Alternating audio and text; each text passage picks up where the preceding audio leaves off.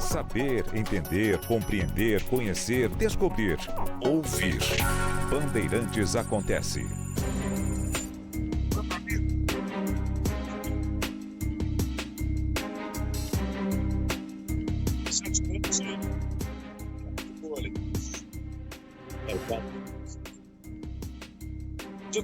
Agentes do mercado receberam, em dias diferentes, Tarcísio de Freitas, Ciro Nogueira e Fernando Haddad. E na fala de cada um deles, na palestra de cada um deles, há alguns recados que ficam mais ou menos implícitos, porque algumas vezes são escancarados, embora direcionados a determinado público. Não são afirmações categóricas, expostas, mas há, a priori, a ciência de que aquele público vai entender o que está sendo dito, né? De qualquer maneira, ontem, por exemplo, o Tarcísio, lá naquela manifestação na Paulista, o Tarcísio ali, ele foi, em certo momento, uma espécie de animador de plateia, né? Gritando slogans para que a plateia repetisse, e um ato convocado para ser pela anistia, e teve, obviamente, manifestações nessa direção, mas tornou-se prioritariamente um ato político e com algo surrealista, né?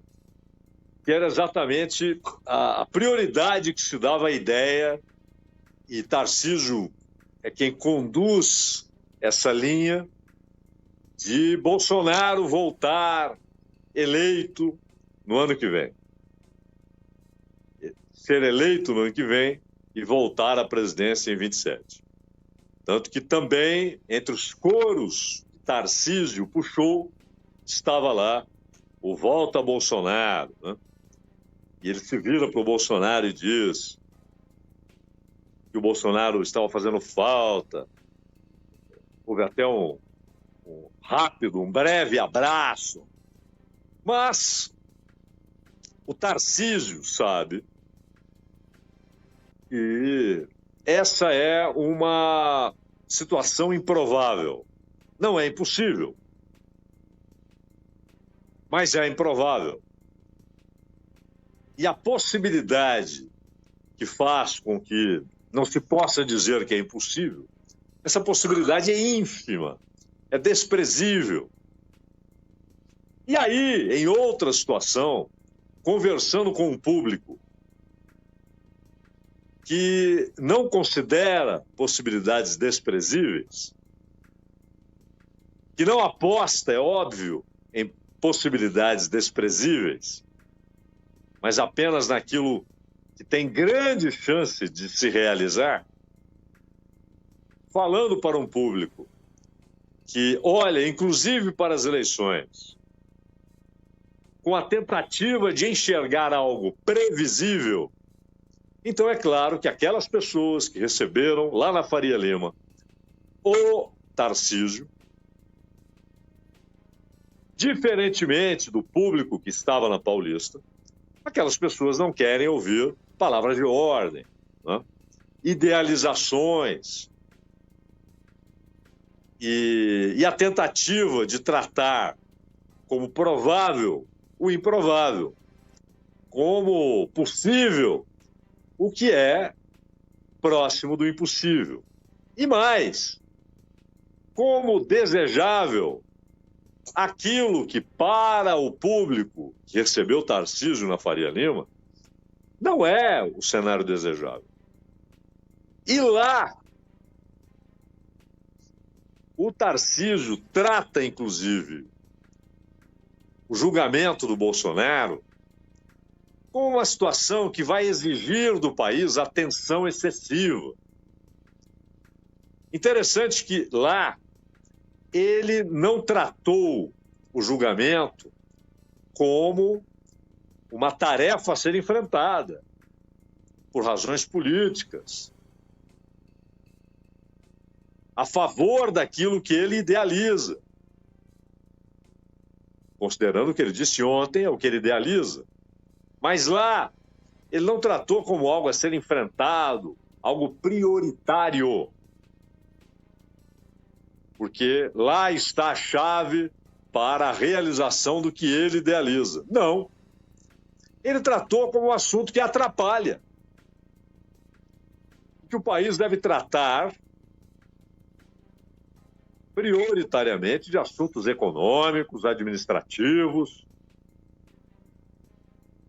dívida pública, déficit público, investimento, combate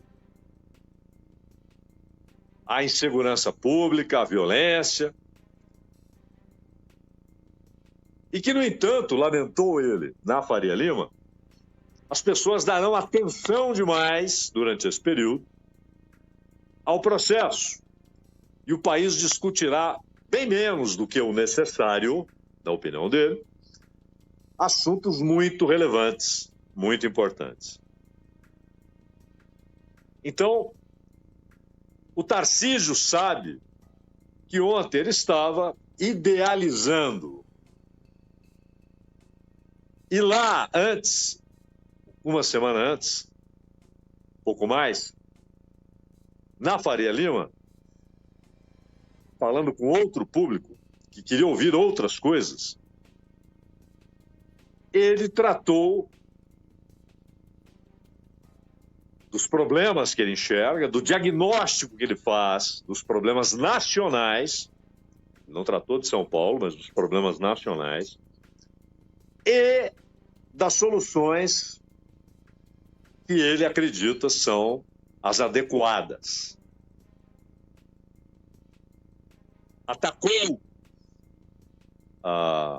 o projeto que estende para R$5.000 a faixa de isenção. Obviamente, não se disse contrário a essa faixa de isenção, mas chamou de pagantes que o governo perderá. E que, ao perder esses pagantes, ele tenta compensar, de acordo com o projeto, taxando. E aí o Tarcísio diz coisas que não são reais. Ele vê como taxação ao capital, o que é taxação de renda, ele vê como taxação ao capital e fator inibidor de investimentos e de poupança, o que não é verdade. São coisas distintas. Você pode discordar, você pode dizer não, tem de ser outra faixa. Num país que não taxa dividendos, desde Fernando Henrique. E ele pode discordar, mas não usar um argumento que não é real, que não tem a ver com o que está sendo proposto. Renda, a taxação sobre a renda não significa a taxação sobre o capital, sobre o investimento e sobre a poupança. Mas era um Tarcísio falando do que deve ser feito e apontando, embora de maneira muito mais comedida, para a mesma direção que mais tarde apontou Ciro Nogueira, falando também a esse público da Faria Lima. Lá, o Ciro Nogueira, ele atacou o que chama de assistencialismo, disse que o BPC em breve será maior do que o Bolsa Família, e ao dizer isso, como uma espécie de advertência de uma situação que deve ser evitada, ele mostra que não sabe o que é o BPC. O BPC já é o mais importante programa social que há no Brasil.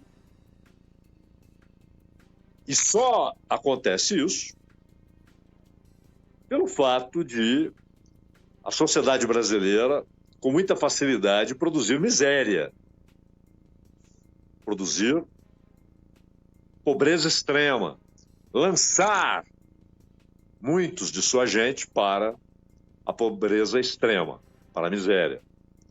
E há o fato de que nós temos uma multidão de pessoas de idade avançada, né, pessoas mais velhas, sem aposentadoria. E há pessoas cujas circunstâncias da vida, impedimentos físicos, provocam a impossibilidade de elas trabalharem. E é para isso que existe o BPC. E mesmo assim, no caso desse segundo grupo, com renda baixíssima, né? Renda baixíssima. Senão não tem direito ao BPC. Ora, mesmo com essas restrições, e agora com uma série de cercas preparadas pelo Haddad para que haja uma contenção do crescimento do BPC, e o Congresso até removeu algumas dessas cercas quando votou o pacote apresentado no final do ano, chamado pacote fiscal. Mesmo com essas restrições, com as regras que obviamente devem existir, os critérios, e com aquilo que não deve existir, essa imensa cerca projetada pelo Haddad, num gravíssimo erro político, econômico e social.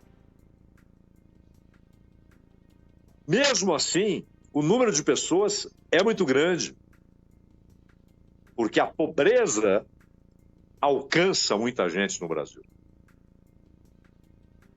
Restringe, amarra, impede. Mas o Ciro Nogueira, ao mencionar essas coisas, ele mostra uma linha, uma direção. E a ideia de que a situação fiscal deve ser priorizada e, portanto, independentemente da qualidade do gasto, ainda que seja investimento, ele deve ser arrancado da frente. E cá entre nós, Haddad e Simone Tebet também já disseram muitas coisas nessa direção.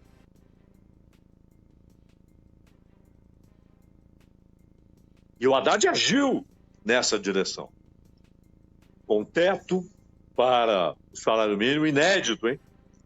Teto para o crescimento, porque ele agora está vinculado ao teto de gastos.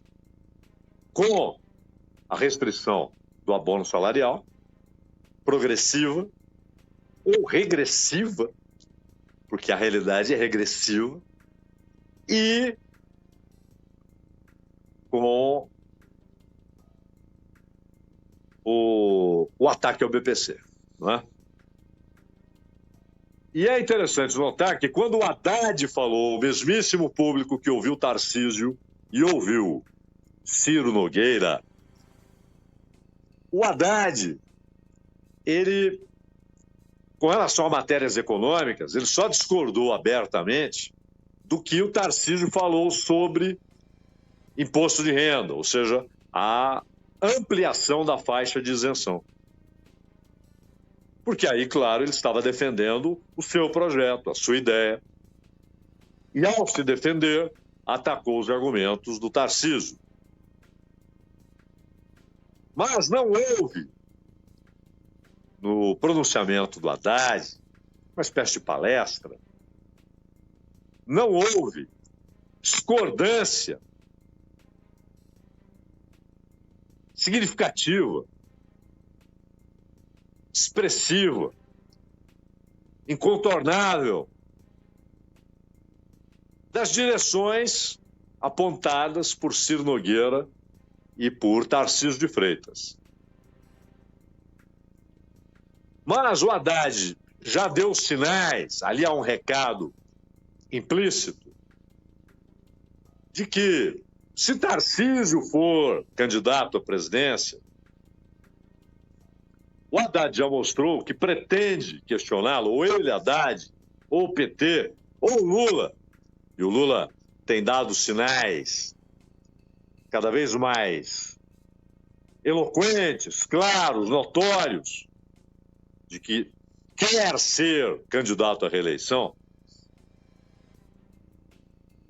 Mas, como há alguma possibilidade de ele, em algum momento, falar, não quero mais, se ele for desestimulado, por exemplo, pelas pesquisas, por enxergar um risco além do razoável de uma derrota, o Haddad pode ser o escolhido, como foi em 18. Que aparece nas pesquisas. Essa possibilidade é sempre considerada nas pesquisas. Mas hoje é muito mais provável que Lula concorra. O que ele quer hoje, se a eleição fosse daqui a uma semana, o Lula seria candidato. Não é? Isso está claro. Mas o Tarcísio, certamente, seja pelo Lula, pelo Haddad, pela composição de partidos da situação do governo, apoiando a reeleição do Lula, ou a eleição de um indicado pelo Lula, certamente será questionado muito sobre política. E o Haddad, mesmo perante um público que queria, ainda mais do ministro da Fazenda, queria ouvir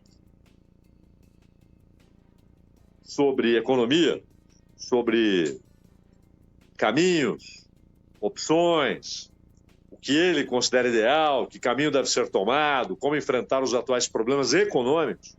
Ele falou muito de política.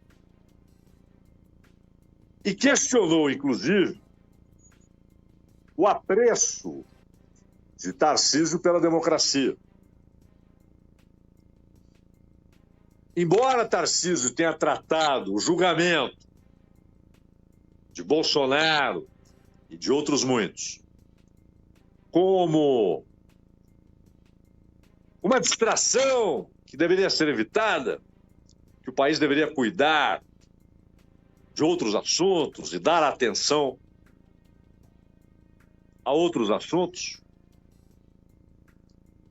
o Haddad, apesar disso, ele aproveitou para dizer que o Tarcísio subestima a importância desse momento, importância política e histórica, e a defesa da democracia. E aí cobrou do Tarcísio que se manifeste não só sobre a tentativa de golpe de Estado. Para o Supremo, isso não está em discussão, tanto que o Supremo já condenou pessoas e se condenou porque considera que o crime aconteceu. Ninguém pode ser condenado por um crime que não houve. Então, para o Supremo, a tentativa de golpe de Estado não é uma hipótese. É um fato que está sendo julgado. Se houve ou não, isso não está em julgamento. Mas quem participou, quanto participou, como participou, o que fez, o que não fez. Mas o Haddad cobrou do Tarcísio não apenas a sua posição a respeito da tentativa de golpe, mas também a respeito da ditadura de 64 a 85. Ele disse que não ouve do Tarcísio, não escuta do Tarcísio qualquer comentário a respeito, nem do regime ditatorial, nem da tentativa de golpe. E que ele quer saber qual é a opinião do Tarcísio a respeito. Antecipando claramente um argumento que será utilizado, uma cobrança que será feita. E aí, o que você pensa? Enquanto o Tarcísio e o Ciro Nogueira falaram. O Ciro Nogueira, claro, embrenhou-se também em assuntos políticos e disse, inclusive, que se o Tarcísio resolver ser candidato, ele não perde a eleição se tiver o apoio explícito do Bolsonaro. É a opinião do Ciro Nogueira. O Tarcísio continua naquela novela, não sou candidato, mas o próprio partido, que agora, em breve, haverá a formalização da entrada do Derrite, o próprio partido trabalha com duas hipóteses: Derrite candidato ao Senado, Derrite candidato ao governo de São Paulo. Ora, qual a única possibilidade de Derrite ser candidato ao governo de São Paulo? Se Tarcísio não for. Se Tarcísio não for. Porque se Tarcísio for candidato à reeleição, o Derrite, claro, não vai concorrer contra o Tarcísio. E aí sai para o Senado. Mas o próprio partido fica nessa expectativa. Porque os líderes partidários sabem que Bolsonaro não será candidato e que em algum momento esse campo político terá de ter um candidato.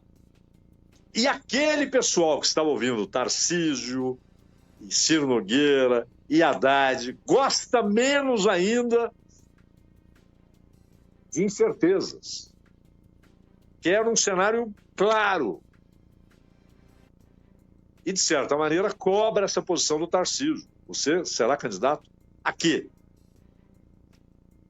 Levará essa dúvida até o ponto da desincompatibilização, o prazo exigido por lei, o prazo estabelecido por lei?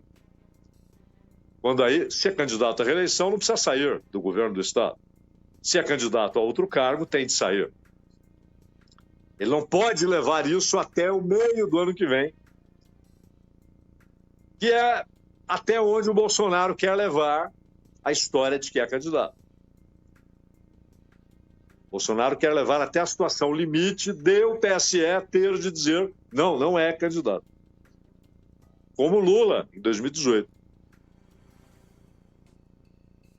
Mas claramente isso será da parte ou do Lula, ou do candidato que ele apoiar. Hoje, repito, se a eleição fosse daqui a uma semana, né, o candidato seria o Lula. E do PT e dos partidos que apoiarão o PT, cobrarão do Tarcísio posições políticas. E o Ciro Nogueira, de certa maneira, ao seu modo, à sua maneira, também cobrou do Tarcísio, mas aí outra coisa, a definição. Com a experiência político-partidária acumulada, ele sabe que o tempo tem de ser bem administrado.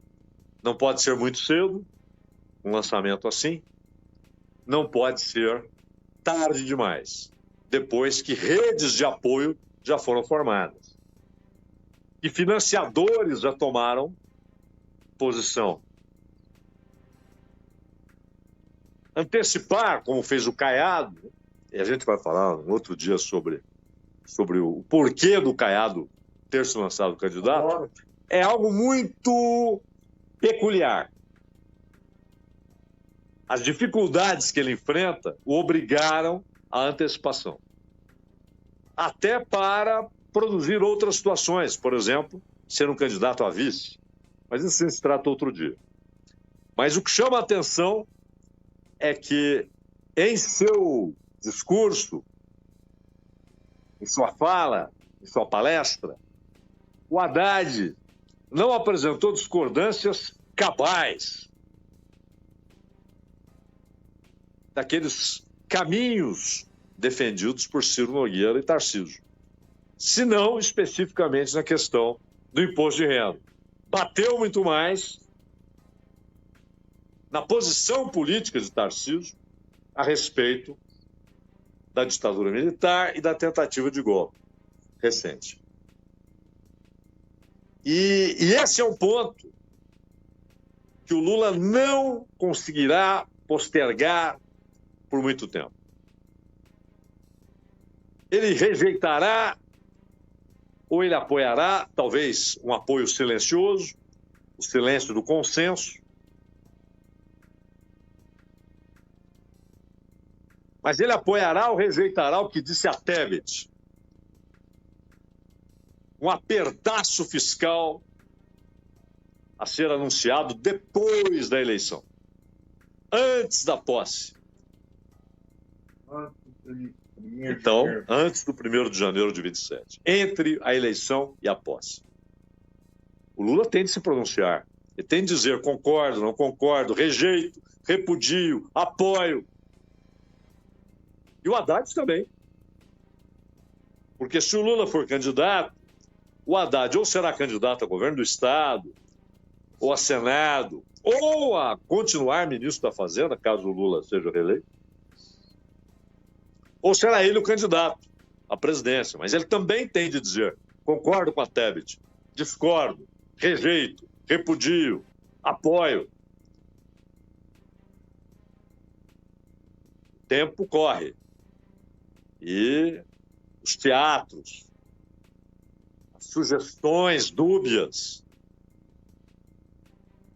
já estão com a data de validade determinada.